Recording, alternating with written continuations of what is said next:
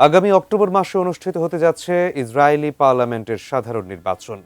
কিন্তু মধ্যপ্রাচ্য জুড়ে চলমান আগ্রাসন, সাম্প্রতিক রাজনৈতিক অচলাবস্থা এবং ব্যাপক জনরোষের কারণে আগামী নির্বাচনে নেতানিয়াহু ক্ষমতায় টিকে থাকবেন কিনা তা নিয়ে দেখা দিয়েছে চরম অনিশ্চয়তা।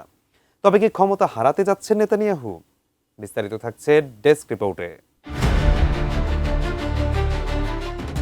সাংবিধানিক নিয়ম অনুযায়ী আগামী ২৭ অক্টোবর ইসরায়েলের পার্লামেন্ট বা নেসেটের সাধারণ নির্বাচন অনুষ্ঠিত হওয়ার কথা রয়েছে।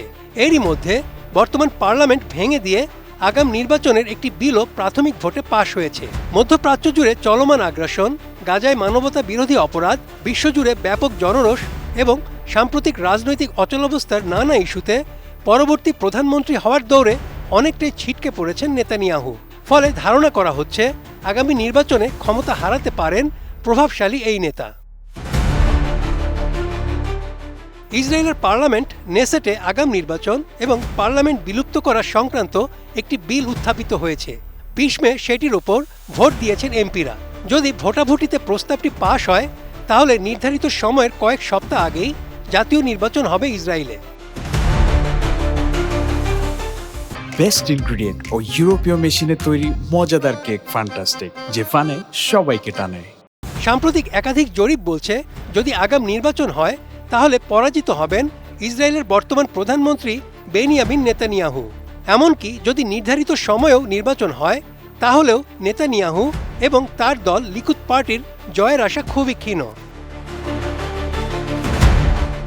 মূলত কট্টরপন্থী ইহুদি দলগুলোর দাবির প্রেক্ষিতেই নেসেট ভেঙে দেওয়ার বিলটি উত্থাপিত হয়েছে। ঐতিহাসিকভাবে এসব দল লিকুদ পার্টি এবং নেতানিয়াহুর ঘনিষ্ঠ রাজনৈতিক মিত্র হলেও চলতি মাসে দলগুলো জানায় নেতানিয়াহুকে তারা আর জোট শরিক হিসেবে দেখতে ইচ্ছুক নয় এবং আগাম নির্বাচন হওয়া প্রয়োজন।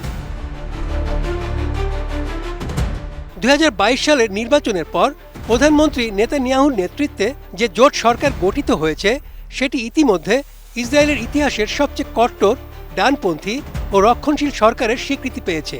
সাম্প্রতিক একাধিক জরিপ থেকে জানা গেছে নেতানিয়াহু এবং তার দল লিকুদ পার্টির ওপর থেকে ইসরায়েলের সাধারণ ভোটারদের একটি বড় অংশ তো বটেই, এমনকি জোটসঙ্গী দলগুলো আস্থা হারিয়ে ফেলছে।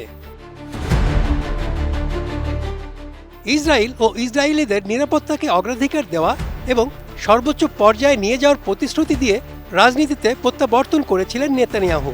নির্বাচনে জয়ও পেয়েছিলেন। কিন্তু ২০২৩ সালের ৭ অক্টোবর হামাসের অভাবনীয় হামলা নেতানিয়াহুর সেই প্রতিশ্রুতিকে কার্যত তছনছ করে দিয়েছে। এদিকে নেতানিয়াহুর সম্ভাব্য উত্তরসূরি প্রধানমন্ত্রী হিসেবে ৩ জনের নাম শোনা যাচ্ছে।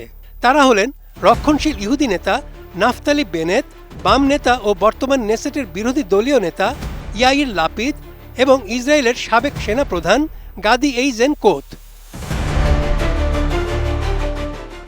Desk report, ATN news.